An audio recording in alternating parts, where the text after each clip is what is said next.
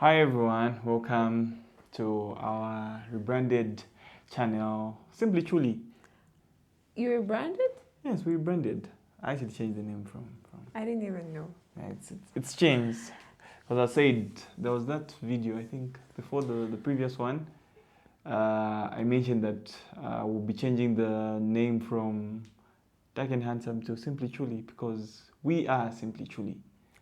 Yeah, there was no dark and handsome in the two of us. It was all him. Yes. I tried to be the dark, but clearly he's the dark. And then I couldn't be the handsome, of course, so. Don't worry, she was handsome because daughters look like their fathers. Yeah. Okay. Okay. Yeah, it's fine. Yeah. So today we're going to be talking about something not so interesting. Yeah. Well, It's not an interesting topic because every time people talk about it, it's like mm, our experience this and that. You yeah. understand? Yeah. Mm, So it's simply job interviews. So or rather the the process of finding a of job. finding a job. Yes. Yeah. So how's been your process of finding a job? Let me not say, or rather, how was your process of finding a job? Since you've been doing an ESL for the past The past 3 years, almost 3 years almost now. 3 years now, yeah. So how was your process before you decided, okay, I'm just going to become an ESL teacher full time? Well, okay, honestly, compared to most people, I didn't even try that much. I gave up pretty soon because some people are resilient when it comes to looking for jobs. For me, I think I tried how many times? 4 times? I don't know. I'm not so sure Um, because I wasn't even counting. yeah, anyway, so unfortunately, I don't know if it's unfortunately or fortunately for me, but after I graduated from my bachelor's course, I didn't come home to look for a job because, guys, let's face it, I didn't know what to do with my life. So, what did I do? He advised me to just continue studying. So, I went back to school without any work experience or whatever. Then I graduated, and now I couldn't use school as an excuse anymore. Now I had to face reality. So, I came home. Also, that was like post pandemic. So, I had to come home. So, I came home and initially, I was supposed to work in my father's company. He's got a small publishing company. Yes, but yeah, that didn't work out. I felt like I needed like real experience. Guys, working in your parents' company was like doing chores, like washing dishes. That's kind of how it was.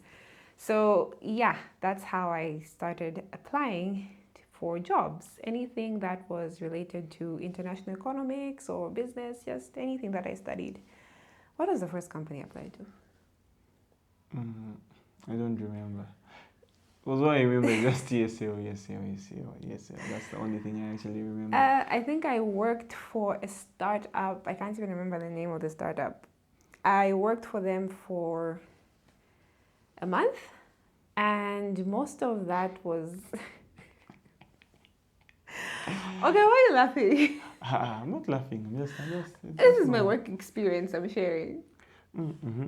But startup, was it even a startup? It was just It was a startup. no, it wasn't a startup. It was just a company that was Yeah, just existing. guys, I worked for a startup. Okay, uh, okay, it's not even on my CV. So anyway, we're just counting the companies, right? So I worked kind of in like market research, amateur market research. It wasn't like by the books. It was just me moving around and collecting information on behalf of this company. Yeah, that didn't work out.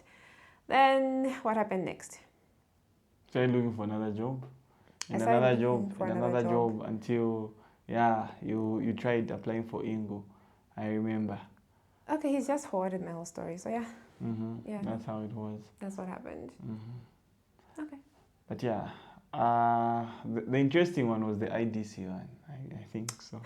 Yeah, because I'm scarred. yeah, apparently, or rather Traumatized. unfortunately, we have this system where we know we're looking for 5 people in a company, But but you, you advertise and let hundreds of people apply, which for me I find so unfair anyway, because it takes a toll on certain people, it does. Yes.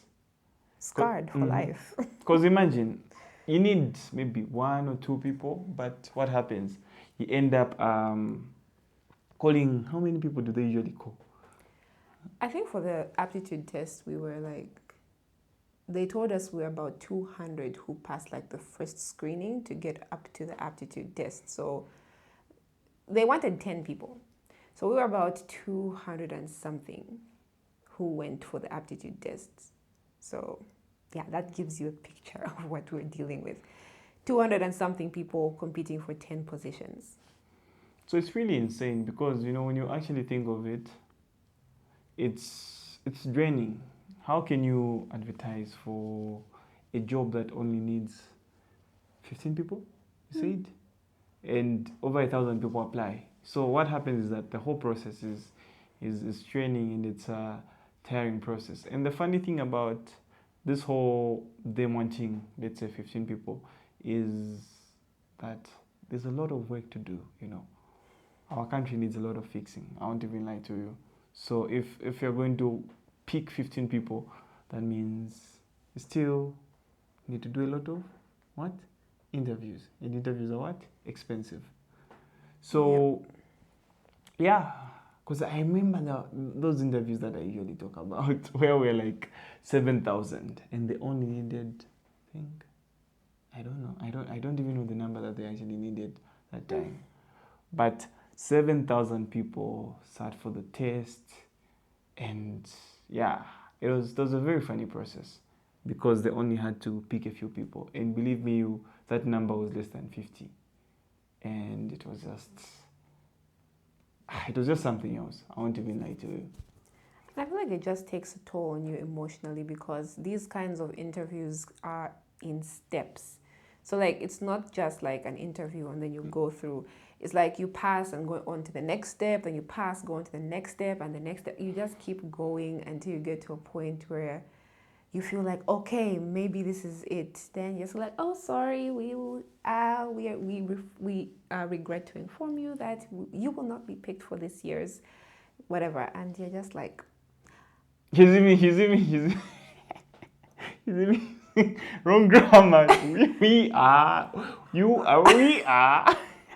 I'm not working right now. Excuse me if I use any wrong grammar right now, guys. I try to use correct grammar from Monday to Friday, 9 to 5. So if I use wrong grammar in this video, forgive me, guys. Just let me be. This is my moment to be myself outside of my job. So yeah, it takes a toll on you emotionally. Up to now, like it's been how many years? I still want to burn down that building every time I drive past it. It's always like, if only, you know? It's insane. So yeah. It's really insane. Yeah, because I think the whole interview process is a little bit not so well organized because they don't even have exceptions. Believe me, they can have 20 people that are like really good, but they'll just cut it down to 15. And end of the day, what do they say? They tell you they don't have a budget. But I said we have a lot of things that we need to fix, and that for that you can actually make exceptions. Yeah, especially for the fact that I mentioned that I had to get 2 degrees back to back. It got to a point where I had to start hiding my second degree whenever I applied for a job, which is honestly degrading on my part because I worked hard for that degree. So for me to have to hide it just for me to get a job, it was really upsetting because they said, oh, for someone with this degree, you're obviously going to need a higher pay. But the fact that you don't have work experience because I was busy studying, then they cannot give me that higher pay. I need to have a lower pay. So now it got to a point where I just had to, just use my first degree. And then now the question was, from the time you graduated from this first degree till now, what were you doing? Because you don't have any work experience. So now I have to be like, okay, now I just have to reveal the fact that I was studying and I have another degree. So yeah, it got to that point where it just felt like people didn't want to hire me because they couldn't afford someone with my degree and no work experience. So, yeah. So yeah, that's something that we have actually noticed about, people hiding their qualifications because a company might turn them down. Sometimes what I would actually advise for most of these companies that hire people is give people a chance, let them prove themselves, and if they're good enough and you can afford to pay them. Don't cut on people's salaries, believe me, because people work extra hard for them to earn whatever they have. And end of the day, what happens? Brain drain. And it's okay for our country. It just takes it. They don't It's care. fine. It's fine. You can go. We are okay with not having you here because we can't afford you. But the fact that they can afford people, but they just choose not to hire them because sometimes it's a threat. When they hire someone, that person becomes a threat because they're putting in extra work and their aim and career goals are totally different. So I think back to the interviews thing, yeah. So one of the red flags that we've actually seen is long interviews. Believe me, they might even take 2 years just for them to call you, which doesn't even make sense. They'll tell you, no, we had your name in the database and we're waiting for this and that. Come on, guys. Do you think I was waiting for you for this? Yeah, for like 2 years. I was just waiting for you guys to call me. No.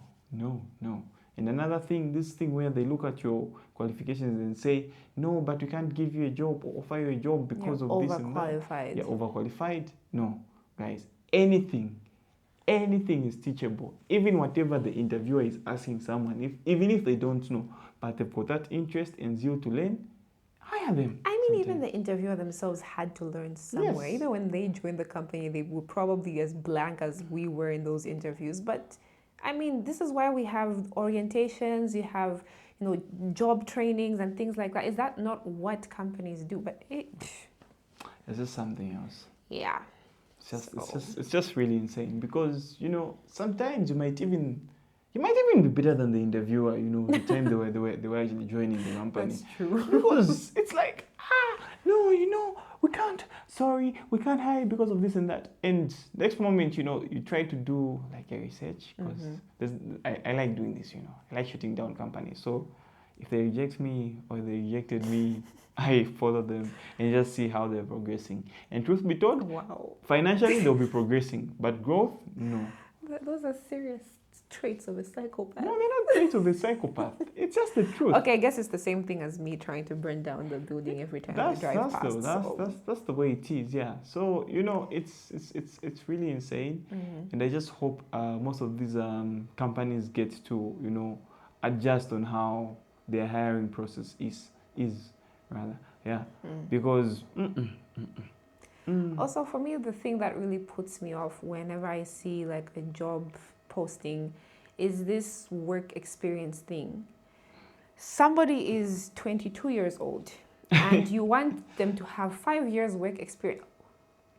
Where do you think they're going to get the work experience? In fact, like someone has just graduated from university. Where are they going to get the 5 years work experience? Like most people would probably get their work experience working Hungry Lion part-time while studying at the same time. Like that's the only work experience you probably find me having at that point. So, but you guys want me to have corporate experience immediately after I graduate from university? Are you crazy? Like, I feel like people just copy and paste these job postings. They don't even like, because even when you look at the qualifications, like the things that you need for the job, basically when you look at job postings in Zambia, all the qualifications are the same. Whatever job it is, you find this, they always post the same things. Mostly government jobs. Exactly. Like I feel like they just copy paste. Yes. The only thing they change is the job title. And the job title, they always try to make it seem fancy. Like instead of just saying like a receptionist, they say administrative, whatever. Just say receptionist, because basically that is what it is. Why are you trying to make it sound fancy or anything? So easy like that. And another thing that I've actually noticed about most of these job postings, they don't know expertise. A good example is they want you to be an expert in Canon. They want you to be an expert in Sony. They want you to be an expert in Nikon. Guys, stop it. Stop it. believe me, if you tell me, or rather, if you ask me, do you know ABC? I just tell you, are you okay? Like, because it doesn't even make sense at all. You can't be an expert in all three. No, choose one path, learn it, master it. That's the way it is. Simple. You can't tell me, no, you have to know ABC. Yes, I can have knowledge. I'll be knowledgeable, but I can't be an expert in all three. If I'm going to branch in something, I'm going to, or rather major in something, I'm going to major in one thing. If it's Sony, I'll major in Sony. If it's Canon, I'll major in Canon. If it's Nikon, I'll major in, what's this thing? I'll major in Nikon. Simple. That's the way it is. But they write things that they know are sort of absurd, because they know that they're not going to hire you. That's the way it is, So yeah, that's basically the issue with the job market that we have to deal with. And unfortunately, there are so many people that are facing the same thing. And one thing I always tell people, like people ask me like, oh, are you going to get a job? First of all, guys, I do have a job, okay? I may not wear a suit and get in my car and go out every morning and come back every evening. I work from home. And basically, the whole point of having a job is to make money. So, guys, if I'm making money, like, how is it bothering you? Like, are we not all trying to make money to buy mini meal? Like, what is the point of, The saddest thing about our country is that remote jobs are not considered jobs. Believe me, they would rather see you leave, go make $50 than stay home and make $1,000. That's